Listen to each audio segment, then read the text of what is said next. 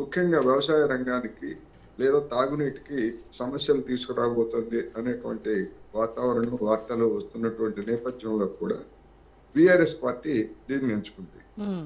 ఒకవేళ ఈ కారణంగా తెలంగాణలో ఈ ఏదైతే కాళేశ్వరం ప్రాజెక్టు ప్రాంతాల్లో ఏదైనా పంటల సాగుకి గనుక ఇబ్బంది గనుక వచ్చేట్లయితే రాబోయేటువంటి రోజుల్లో బీఆర్ఎస్ దాడి మరింతగా పెరిగేటువంటి అవకాశం ఉంది. హ్మ్. ప్రభుత్వము ఆత్మరక్షణలో పడినా కూడా ఆశ్చర్యం లేదు.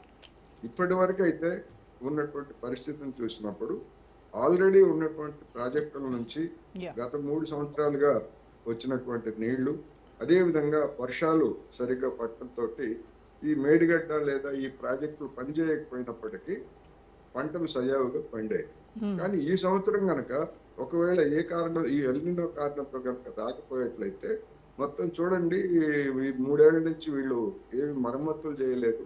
మేము చెప్పినట్టు నీళ్లు వదలలేదు అనేటువంటి దాడి రాబోయే రోజుల్లో ఇంకా తీవ్రంగా ఉండే అవకాశం ఉంది. ఇది బీఆర్ఎస్ చేస్తున్నటువంటి. యెస్. అందుకని ఒక విధంగా చెప్పాలంటే రేవంత్ రెడ్డి సర్కారు ఆత్మరక్షణలో పడి మేము ఎన్డీఎస్ఏ చెప్పినట్టు చేస్తాము అని ప్రకటించాల్సి వచ్చింది. కానీ ఒక రోడ్ మ్యాప్ ఇంతవరకు ప్రకటించలేదు. కనీసం రేపు అసెంబ్లీ సమావేశాల నాటికైనా ఆ టెండర్లు కావచ్చు, లేకపోతే ఆ ప్రక్రియకు సంబంధించినటువంటి ఒక స్పష్టత ఇస్తారా లేదా అనేటువంటిది ఒక ప్రశ్న.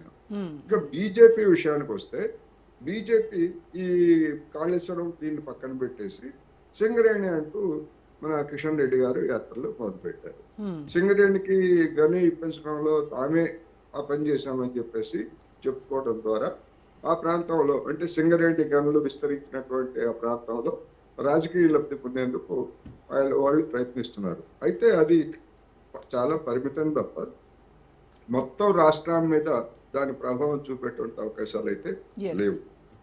అందుకని ఇవన్నీ చూసినప్పుడు ఎవరి మైండ్ గేమ్ ఎట్లా ఉన్నప్పటికీ అధికారంలో ఉన్నటువంటి కాంగ్రెస్ పార్టీ మీద బాధ్యత ఎక్కువగా ఉంటుంది కనుక ఆ బాధ్యతను ముఖ్యంగా ఈ కాళేశ్వరం అనేటువంటిది మీరు ముందే చెప్పినట్టుగా ఇంటోలో చెప్పినట్టుగా హ్మ్.